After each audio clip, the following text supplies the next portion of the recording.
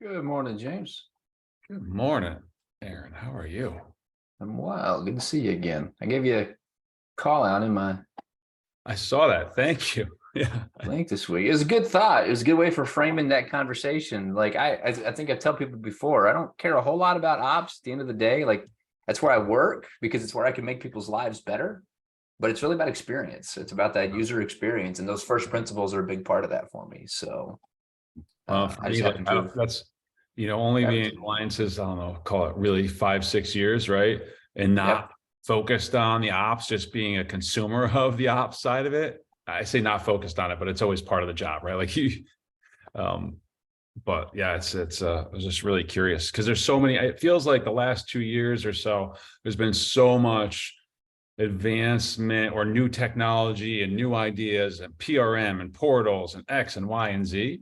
So yeah, Mhm. so you've been living and breathing it. So 100%, right? That's I just put an interesting thread on there if you haven't seen it. The Partner Ops and Programs channel. It's always a mix of like ops and programmatic pieces.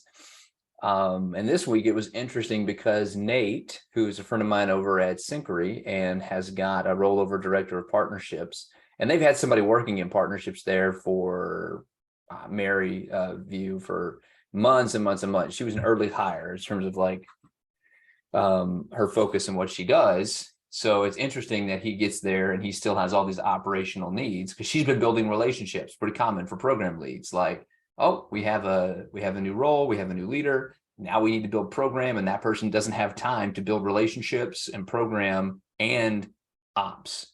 yeah, Right. So Nate comes in now, he gets to be director of partnerships, and there's still framework that he's going to have to build out. And now he has to actually go realize that if he's going to scale. And the interesting thing to me, it comes back to that at first principles in the sense that like it doesn't really matter what you use. This is what a lot of ops professionals end up facing is whatever Nate builds is going to work.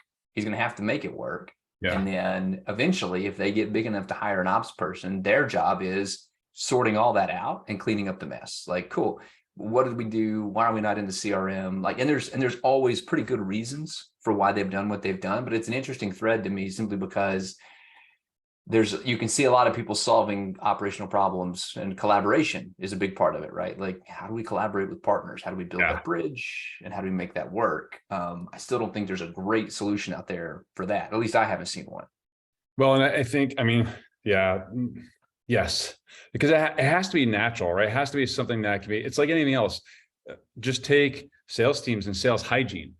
It's great when Salesforce was there. There's great that you have these tools, but if it wasn't mobile friendly, well, then the data's old, right? It's stale immediately. And so what good is that? It's only good for certain things, right? You wanted Yeah. people tracking when they go into a meeting and they progress something, or if there's new, what's the next action?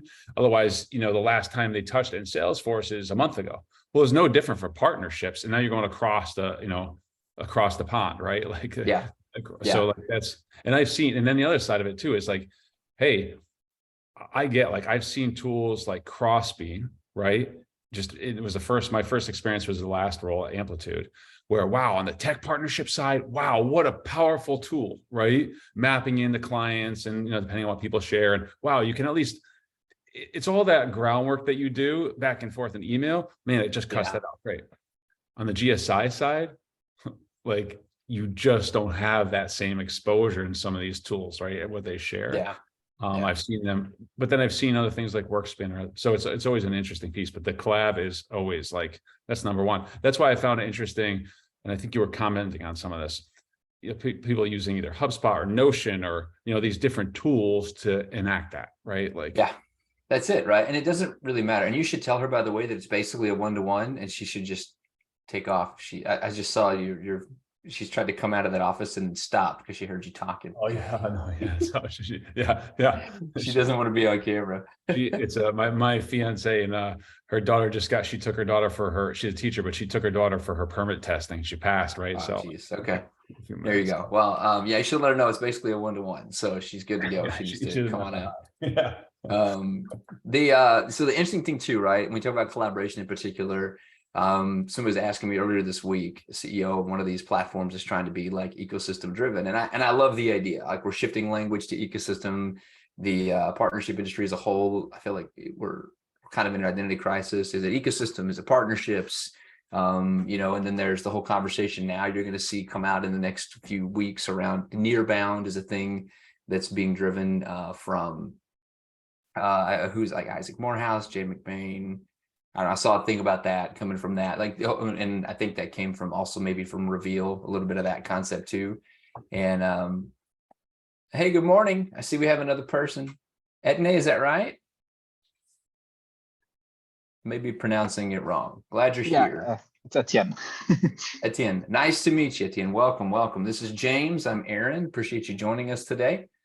If you're off camera, feel free to stay off camera. No need to be on camera if you don't want to be. I personally will walk out of this meeting into meetings all day long. So I will be zoomed out by about noon today, and I'm going to be done with the camera facing pieces. So Awesome. good morning, good morning. Now you look familiar, but I don't think we've met yet. No, I just recently joined the community, I think about a month ago.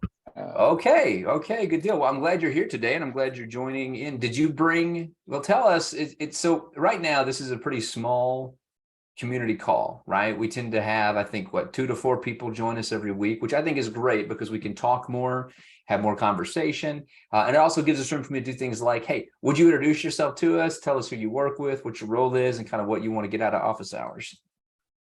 Yeah, absolutely. So I'm Etienne, originally from Liechtenstein, but based in Sweden, in Stockholm and capital.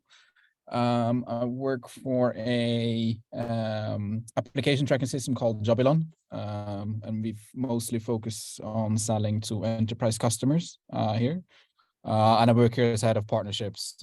So I just joined about a month ago. Building up the function from scratch. They haven't done anything like it before.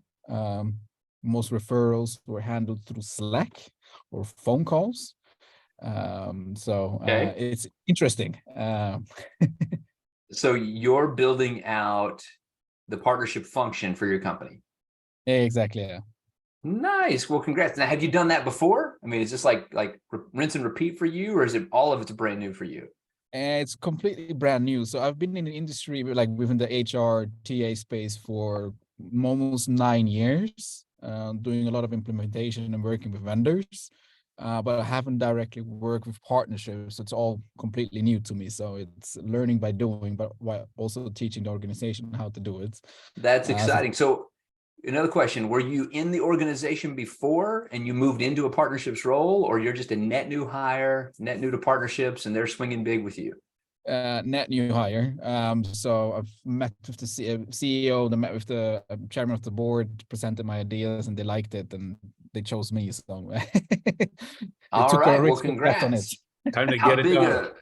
How big of a company? About 80 people. Okay. $10 million in ARR at this moment. That's good. All right. Well, congrats on the role and welcome to Partnership Leaders. I'm excited to have you here. Hopefully you get a lot out of the community. Have you been oriented to the Slack channel and all those different pieces? Yeah, it's been really useful, especially the templates, a bunch of ideas of also connected with some industry peers. So really looking forward at how I can first take before I can give, since take away, man. I'll say this, as you go start asking questions, there's enough of a history now, I think, in the communications and in the channels that searching is really valuable. You can go find threads. I don't think they archive threads at all. I think they leave that stuff out there historically. And depending on what you're trying to find, especially around operations, some of these threads can get pretty deep. The longest one I saw was about 70 or 80 comments. Arguing about like HubSpot versus Salesforce and partner architecture. It was a really, really intense conversation. So I'm Aaron, by the way. I'm a partner ops leader. I'm also a member of Partnership Leaders, been here for about a year. I've done about 5 years of partnerships work, kind of in different roles, from program enablement to partner operations, and I've kind of settled into partner and channel ops as kind of my niche and where I work. And on the call with us today, we also have James, who is currently looking for his next big adventure in the, James, you tell us what you're after, because I've talked to so many people. I know you're on the tech side, right? And we just talked about some of that, but you tell us in your words. Yeah, no, and I'm progressing. I actually just got off another really exciting interview this morning. So I think there's 2 companies that I've been going after. I'm trying to, so my background is a lot of sales, pre-sales, services, you name it, Etienne. And I've trying to hone that into this role around alliances and specifically GSIs, right? I went to work for a GSI for a couple of years to incubate something. I managed an Accenture relationship from an ISV, and now I was building out something in my last gig. And so that's what I'm really focused on. It is hard as heck, but it's something that I'm trying to craft it and really hone to bring some real value in that space. So yeah, it's both the roles I'm currently going through, these very long processes, a multi-level process, are GSI focused roles too. So Yeah. great to meet you. Great seeing Liechtenstein, because it's about, I don't know relative. I know it's small like Luxembourg, which is where my mother's from. So you know, it's a whole, when you can blink your eye and get across the country, it's pretty wild, right? I think Luxembourg is significantly larger than Liechtenstein. Yeah. I think we're about 38,000 inhabitants. I think Luxembourg is close to 500,000. Yeah. I love it. Yeah. Well, thank you both for being here. James has been really consistent. I think this is just a way that James can like, okay, on Wednesdays, I can join this call and I know I'm halfway through the week and someone will talk to me, right? Like if I got nothing else going on, Aaron will be there. We can fill a half hour. He's been real consistent. So I appreciate that. Etienne, do you have anything you want to talk about today? Is there anything you're coming to look for? Or are you just kind of getting some exposure to the community and kind of wondering what's going on?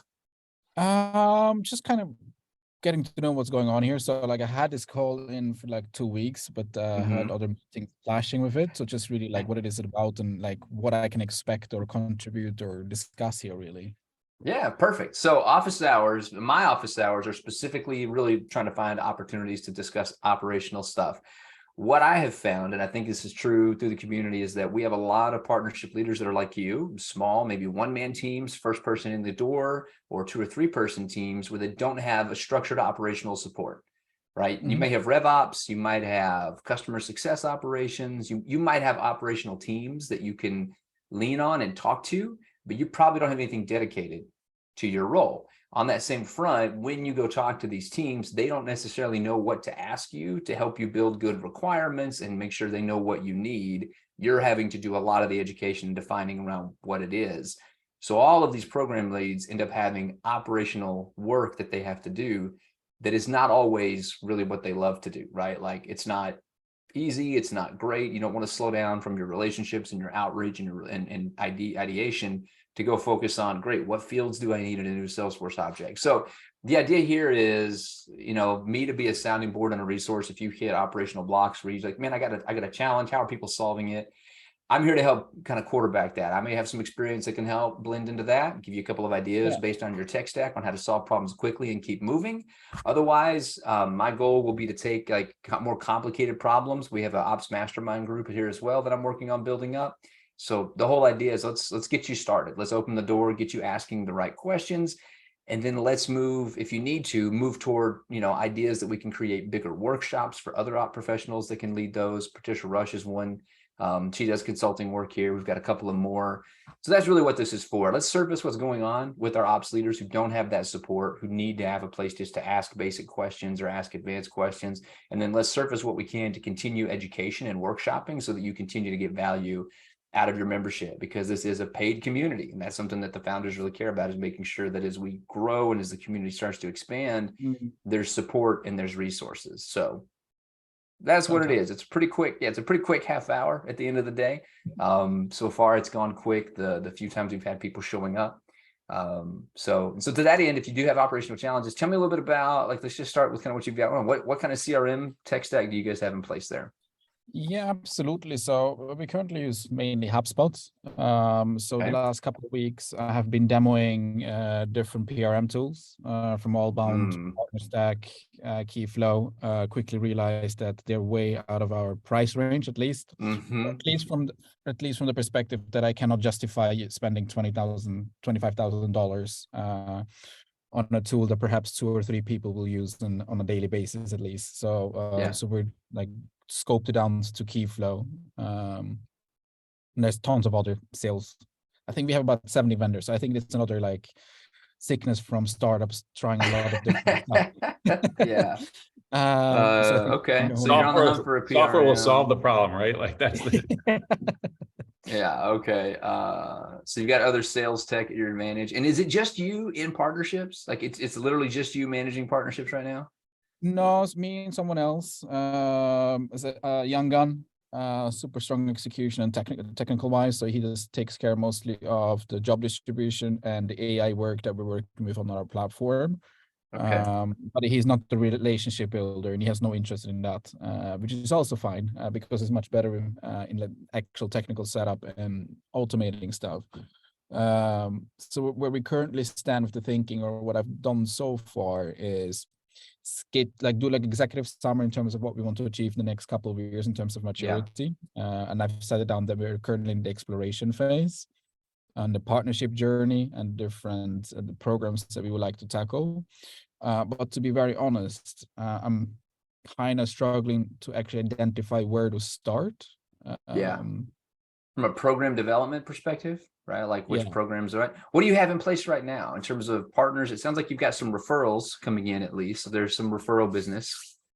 Yeah, so the referral, it's very unstructured. So like before I came, everything was done through Slacks or phone calls, as I mentioned, from selected partners. So they had some strong relationships with selective partners, but it's not very scalable, as it's very, very heavily relationship driven and very top down from sales.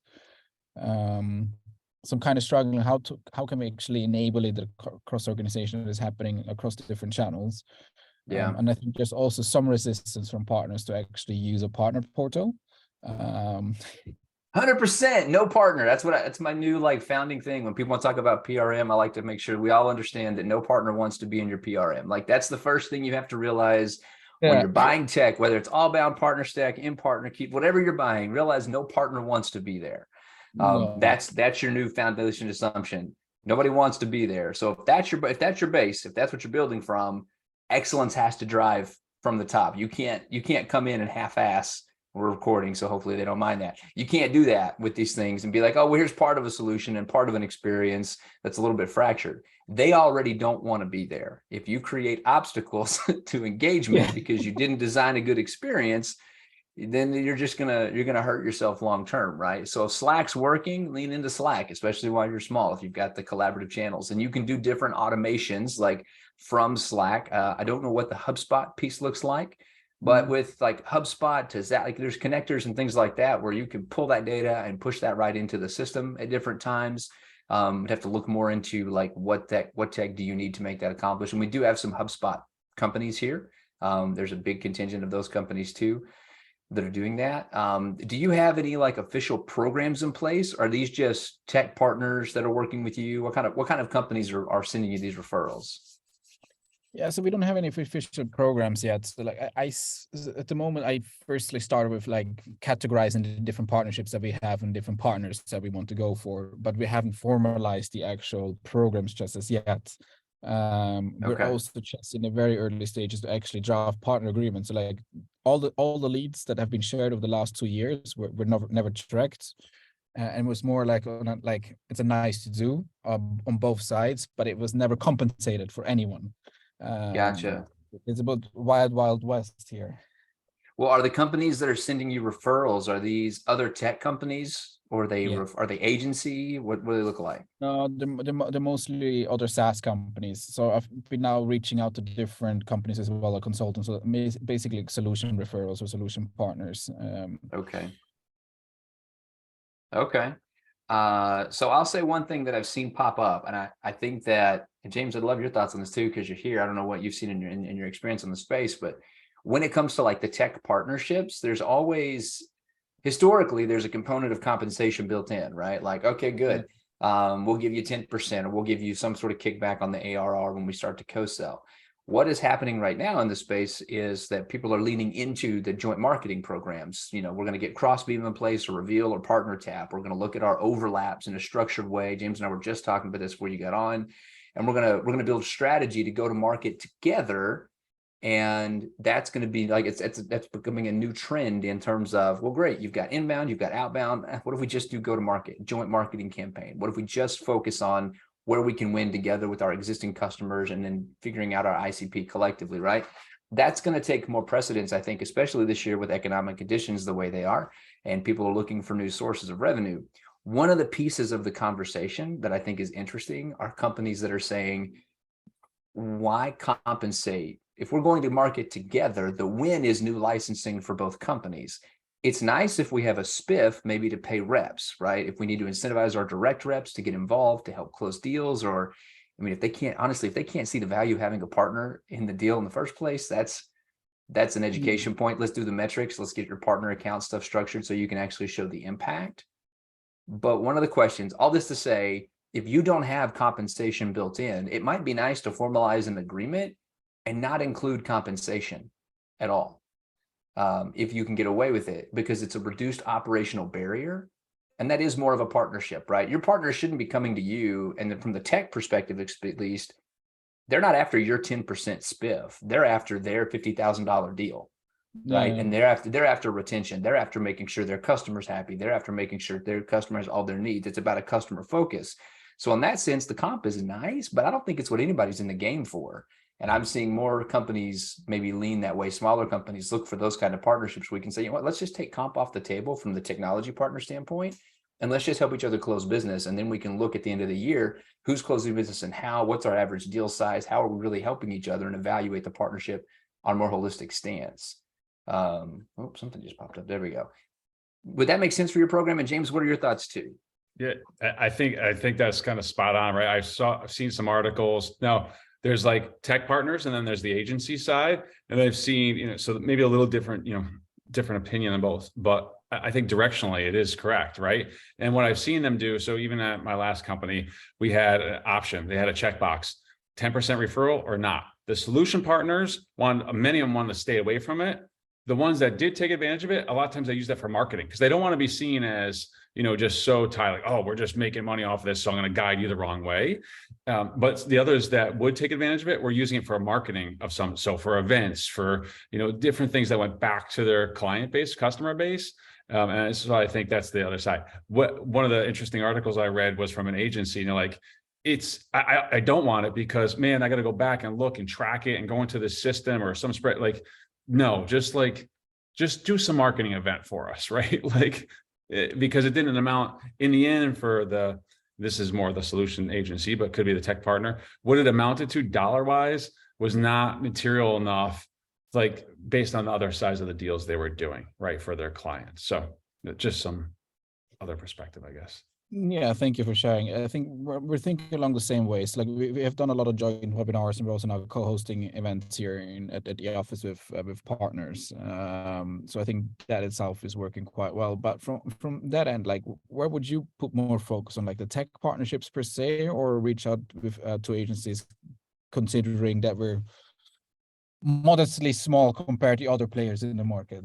Yeah, so agencies, and I'm just kind of picking up on this too, and I've seen it operationally, and it's inherent in what I've done. I've worked in channel organizations. I work in one now at Atlassian, deep channel organization.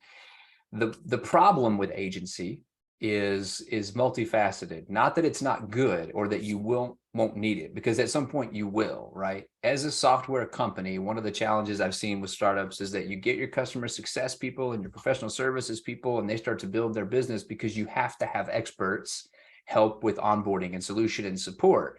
Over time, if those teams continue to scale and grow to support your business, and you're a software company, that adds additional costs you don't need. And that's where agency and solution partners can add value, because they can defer those professional services costs, keep your company focused on software, but your teams have to be aligned to that. So your customer support people need to realize you might be a CS pro, but you work at a software company. So our job is never to scale your team to 500 people. We never want that. We actually want to keep your team small, make you experts, highly valued, and then maybe get you being support managers for partners and agencies who are handling day-to-day stuff, right? We want all that off the books. So that's one key. And when you start to build out agency, however, you give a lot of operational costs, right? Your technology partners that you already have in play that are already providing referrals, it sounds like that's fertile ground where we have some existing relationship. Let's look into those deals and what works well. And then another trend is like give to get right now. Go lean back to them and be like, great, how can I help you grow? You lead the way and show that you want to give to the partnership, pour into those and start to formalize those relationships. What you need there is an intake, right? For referrals. To your point, you may not need a whole PRM. You might just need a web form, secure a Google web form or secure marketing form where they can go put this in a link in their CRM and quickly drop stuff to you. that comes right in. Like you can solve those problems pretty quickly. For an agency, you're going to need probably lead distribution, right? You're going to have to be able to give them leads. You're going to be able to see where that lead's at. So now you've got lead distribution and opportunity tracking. You're definitely going to have to compensate them. Agencies definitely, like they will be looking to say, cool, what's my percentage on licensing? Because that's an additional revenue stream. You know, as an agency, their risk is that all they're doing is services. That's risky, you know, especially when the economy starts to dry up. They need that ARR stream. It helps. It gives them a buffer, right? So if they're building affiliate relationships and agencies between key tech that they work together on, now they got a whole revenue stream. You have to support that. Well, compensation, that's what I'm saying. Lean away from comp with your tech partners early if you can, simply because now you don't have to get legal involved on that. You don't have to get AP involved on that. You're not having to get invoicing. You're not having to track those commissions. Like you drop out a lot of operational debt when you don't have to do compensation exchange with your partners.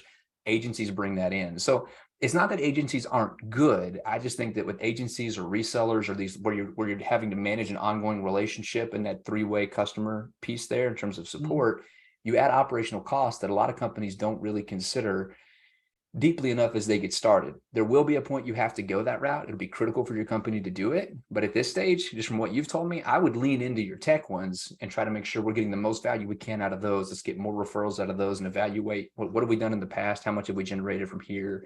What's the real potential there? Get that Crossbeam account mapping tool, something Reveal in play to get a better understanding of what we can accomplish. Yeah. And thank you very much for that.